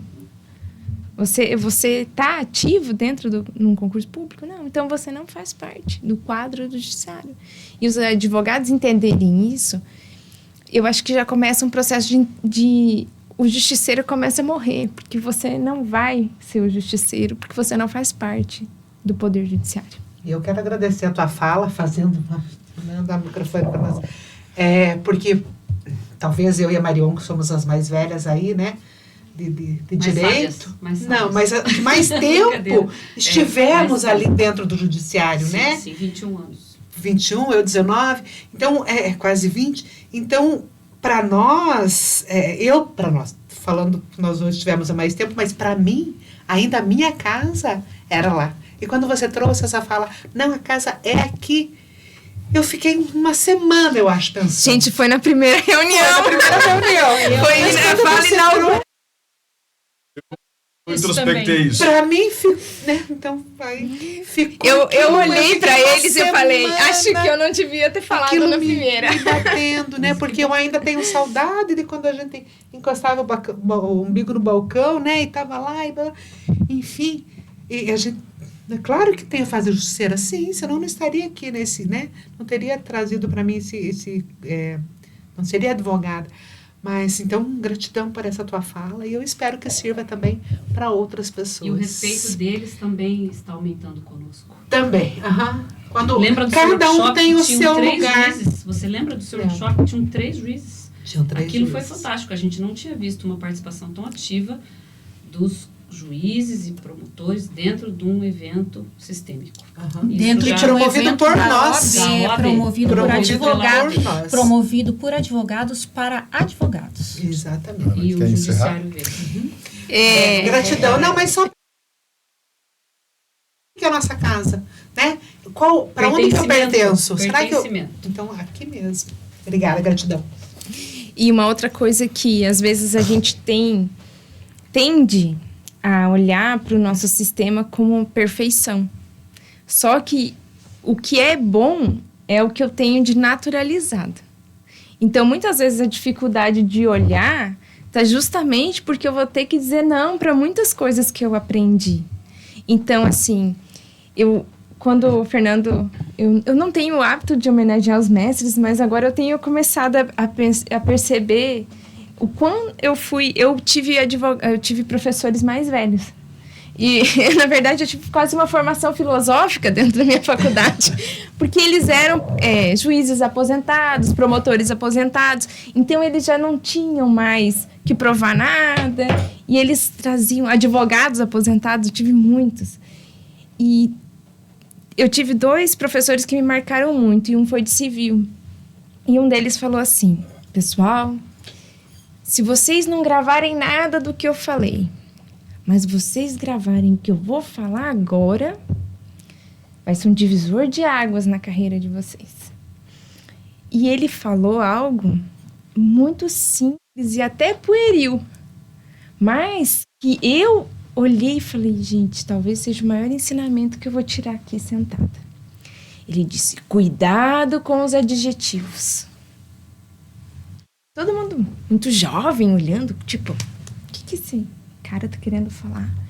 Ele disse, adjetivos em petições não trazem soluções, trazem conflitos. Saiba usar os adjetivos. Se vocês souberem usar os adjetivos, vocês vão resolver muitas coisas que hoje seriam problemas que iriam se arrastar, né? As gotas grandes. E, na verdade, a gente pode resolver. Então, quando a gente vai atuar, né? E você coloca já a pessoa, o adjetivo qualifica, você já coloca a pessoa em algum lugar de conforto ou de desconforto. Então, se eu pudesse falar algo, é sobre isso. Que a gente cuide com os adjetivos que a gente usa para nós mesmos, que a gente usa para os outros, que a gente usa nas nossas peças processuais. Quando a gente vai tratar no processo de solução de conflitos, quais os adjetivos que a gente está utilizando? Isso são 2 coisas. Eu vim com ideias gramaticais hoje. Mas sua linguagem está posta muito bem. Porque é muito importante a gente ter esse olhar, né? Porque quando eu coloco lá na petição um adjetivo, será que realmente aquele adjetivo qualifica a parte ou qualifica uma situação? Ou me desqualifica. Ou desqualifica. O que eu quero falar sobre isso? Então, assim, quando eu coloco lá um adjetivo com descuido, sem saber, sejamos intencionais naquilo que a gente faz. Sejamos intencionais, sabendo o que a gente está fazendo. Não porque é uma praxe jurídica. A intenção, qual é a sua intenção com aquele palavreado ali? O que você está contextualizando na tua... Porque o outro colega, quando pegar essa petição, Se ele for um justiceiro, ele vai tomar as dores e você não vai resolver. Eu sempre fui muito mediadora, mesmo enquanto advogada. Então, eu tinha uma estrutura que eu procurava me cercar muito de provas materiais. Para quê? Porque a testemunha, né, não é à toa que a gente sempre fala que é a prostituta das provas, porque senão eu dou à testemunha o direito de usar adjetivos. Mas eu não quero utilizar. Eu não quero que isso faça parte do processo que eu estou resolvendo. Então, quando eu falar um agressor, eu falar a pessoa que cometeu a agressão. É diferente. Mais leve. Exatamente. Por quê? Porque daí eu estou falando da situação e não da pessoa. Eu nunca gostei da palavra réu. Eu também não. Sempre usei reclamado e... É que para cada situação tem É. para cada um, para cada Existem ação, as né? formalidades. É. Então, eu penso que são duas questões aí para a gente repensar. Como que eu estou qualificando as pessoas no meu processo? Quais são os adjetivos que eu utilizo? Mais que o processo, né, da nossa vida. Na né? nossa vida. Isso é pra vida. Mari, presidenta. Comece Presi. Prezada. Aqui, ó. Na verdade, eu queria agradecer, quero agradecer, começar agradecendo ao Abel Gilberto pela disponibilidade. Diego. Obrigado, Diego. Obrigada. A comissão, de novo, mais uma vez, assim, vocês deram um show. Mais uma vez, nunca me decepcionaram, eu acho o máximo, sabe? Eu vou de mãos dadas com essa comissão, assim, de olho fechado para qualquer lugar. E quando o Gilberto falou assim, finalize falando sobre, daqui a algum tempo, quando você vê essa nossa conversa, o que é que você vai pensar? Éramos loucos? Estávamos certos? Eu penso que estamos construindo pontes. Hoje a gente tem o judiciário, a gente constrói uma ponte para que todo mundo que esteja no judiciário chegue a um lugar novo, a um campo mais aberto, mais cheio de oportunidades, sabe? E daqui a algum tempo, quando a gente olhar para essa conversa, eu quero que essa ponte seja queimada. Que as pessoas que estejam nesse campo aberto não tenham que ficar só no judiciário, não façam um caminho inverso, mas que o judiciário também atravesse essa ponte e entre para um campo mais limpo, para um campo mais fraterno, para um campo de maior observação para a condição humana mesmo. Derrubem seus muros também. Exatamente. Então, eu acho que o meu recado aqui é para que os nossos colegas advogados, em especial, olhem para essas coisas que a gente traz, para essas ferramentas, para essas oportunidades, como um novo nicho de atuação profissional e não como uma concorrência. A gente está aqui apresentando novas possibilidades para a advocacia. E falando advogados, vocês não têm só o judiciário para trabalhar hoje. Hoje vocês podem trabalhar em parceria com a Alessandra, em parceria com a Marion, em parceria com o Fernando, com a Ana. Vocês podem trabalhar em parceria com a Justiça Restaurativa. Vocês podem trabalhar em parceria com câmaras privadas, com mediações extrajudiciais feitas dentro dos próprios escritórios Foi onde dos eu ganhei mais advogados. dinheiro na minha vida, na minha carreira inteira. Então, Sendo mediadora. é isso que a gente quer trazer para os advogados. Todas essas áreas de atuação, não só como mediador ou conciliador ou facilitador de justiça restaurativa ou de pensamento sistêmico, mas atuando como advogado. O que a Marion trouxe anteriormente é uma preocupação. Não é uma reserva de mercado que a gente quer. A gente não quer a gente não está brigando para que os cartórios não possam atuar, mas a gente está brigando para que os cartórios atuem e a exigência de advogado seja um requisito legal e não uma faculdade das partes. Tá? Então, o advogado, ele é essencial. Eu sou uma empresária jurídica, eu tenho uma câmara privada de mediação e arbitragem. A lei de mediação não exige a presença do advogado, o estatuto da minha câmara exige, porque eu entendo que não existe um acordo claro e seguro para as partes sem orientação jurídica. E o mediador, embora seja advogado, é proibido de dar essa orientação. Nós, gestores de Câmara, gestores dos procedimentos, somos proibidos de dar essa orientação. Então, levar as pessoas para uma Câmara privada e fazer uma mediação sobre a questão que, nesse momento, é a questão da vida dela, seja patrimonial, seja pessoal, para mim, beira a leviandade. Eu também concordo. Obrigar as pessoas a fazer acordos dentro do judiciário ou fora do judiciário sem auxílio jurídico é leviandade. É como você falar para uma pessoa que ela pode construir um prédio sem ter um engenheiro civil. Porque Sim, ela dá vai conta. ter. Porque é ela que vai morar ali. Porque ali ela vai resolver a vida dela, vai criar os filhos. Não é assim, gente. A gente está falando da instituição mais tradicional do Brasil, que é o judiciário.